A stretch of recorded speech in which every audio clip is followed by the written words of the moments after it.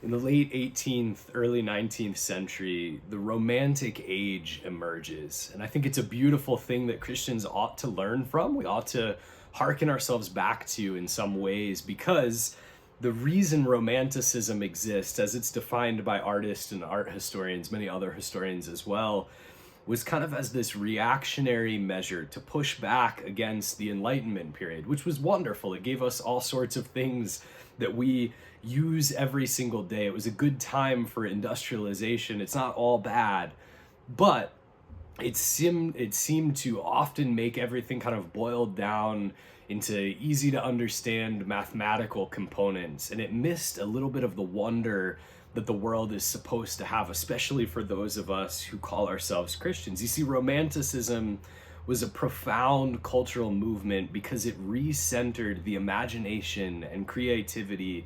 It awakened many people to transcendence for the first time in a very long time. It reminded us that we aren't the only ones in control of our destiny, that God ultimately is an artist. He's the one who's put the inspiration for art inside of each and every one of us. Artists, poets, and philosophers of the Romantic Age sought to reawaken humanity to beauty, to mystery, and to the awe of the world that's around us, as well as some of the complexity of the human soul. And I think it's something that we need to take a deeper look at. You see, Romanticism championed this vision of the world that prioritized wonder over calculation and experience over abstraction. It rejected the idea that everything could be reduced to mere facts or explained by simply logic alone. While, of course, those are still good things, there are things that don't always fit in the boxes the way that we want them to. I love the way that G.K. Chesterton put this. Theologian, author, incredible person. He puts it this way. He says, "The world will never starve for want of wonders, but only for want of wonder."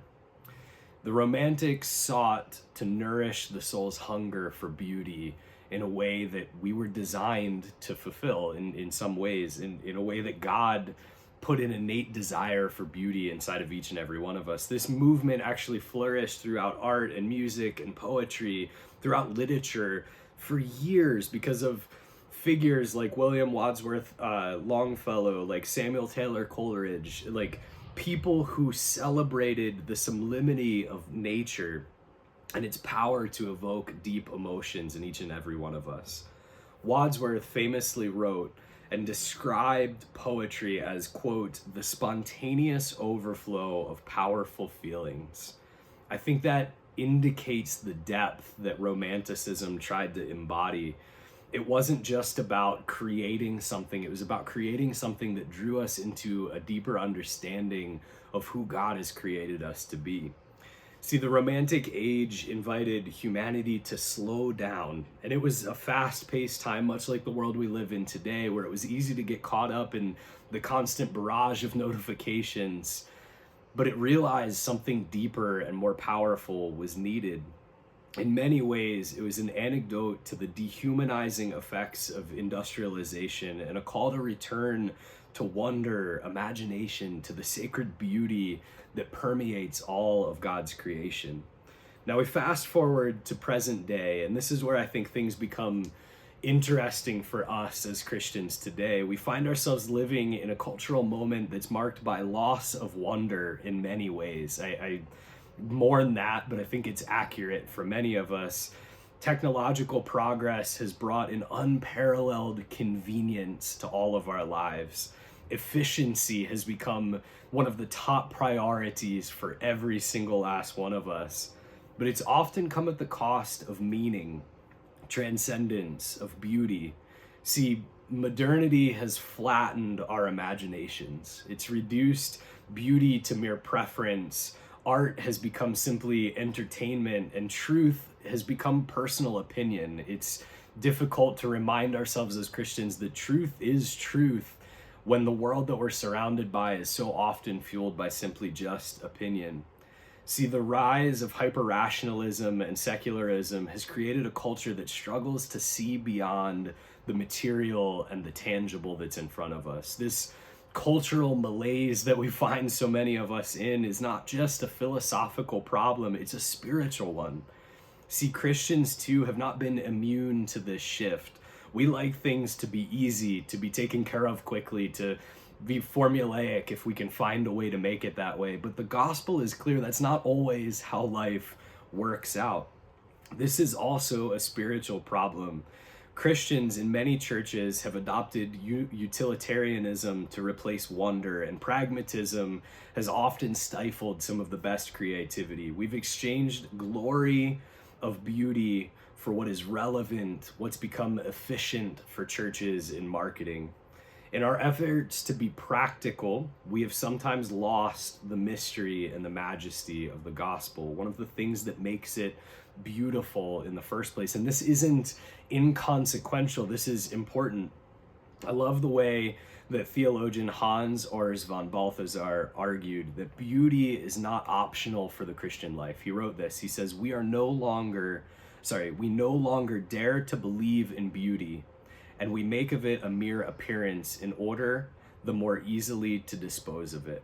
Our situation today shows that beauty demands for itself at least as much courage and decision as do truth and goodness, and she will not allow herself to be separated or banned from her two sisters without taking them along with herself in an act of mysterious vengeance.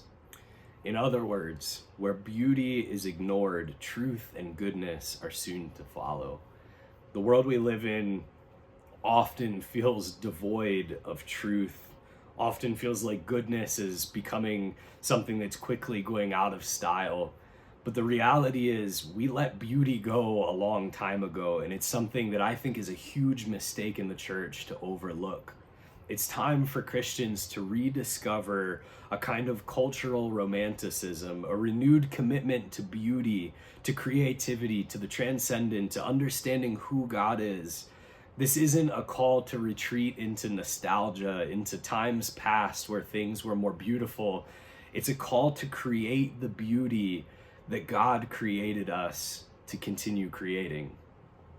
It's a reminder not just to glorify a bygone era, but rather to cultivate a posture that sees the world through the eyes of wonder, a perspective rooted in the gospel. See, the Romantics recognize something that aligns deeply with biblical truth. Creation points us to a creator.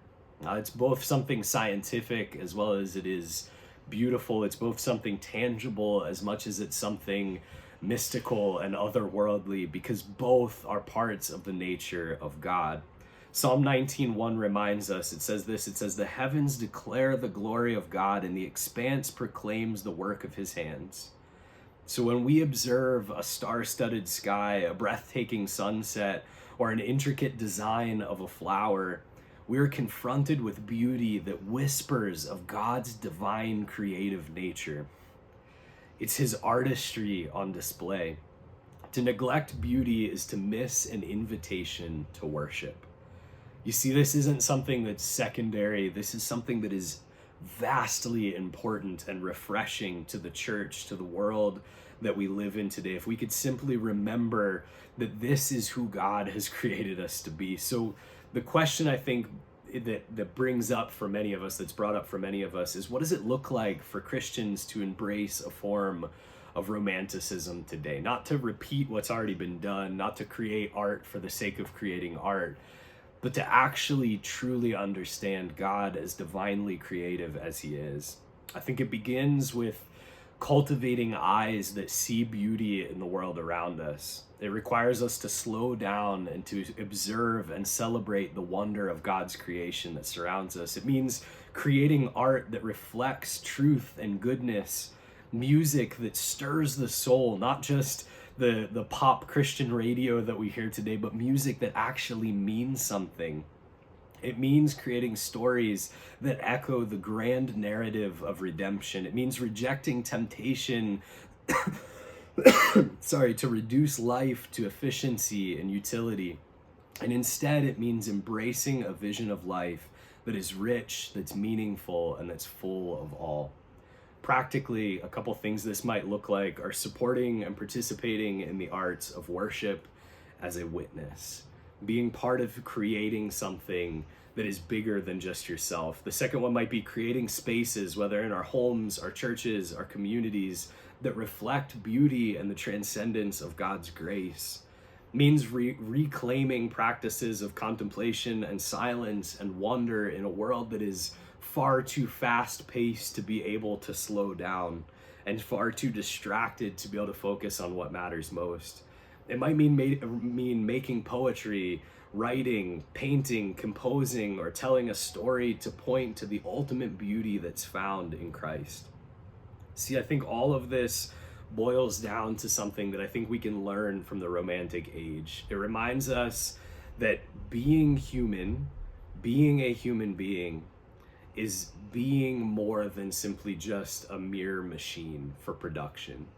God didn't create us simply to produce things. He created us to be creative and to hearken others to that beauty that we once found in him. The Romantic age reminds us that human beings are not mere machines, but souls that are created for beauty, for wonder, for transcendence. In our modern world, Christians have a profound opportunity to recover this vision, to embrace a cultural romanticism that points beyond the created and to the creator. As Dostoevsky once said, beauty will save the world. The beauty of the gospel will save the world. The glory of God as it's revealed in Christ is the beauty that truly saves. So may we, as followers of Christ, learn to see the world with eyes of wonder, to create with hearts full of imagination, and proclaim the beauty of the gospel with lives that reflect not our glory, but Christ's glory. For in all that we do, we fulfill the great calling of the love of the Lord our God, where he says, with all your heart, with all your soul, with all your mind, and with all your strength, as it says in Mark 12:30, let us be people who not only declare truth, but who embody and celebrate beauty for the glory of God and for the good of this world that he has entrusted to us for a time. Thank you.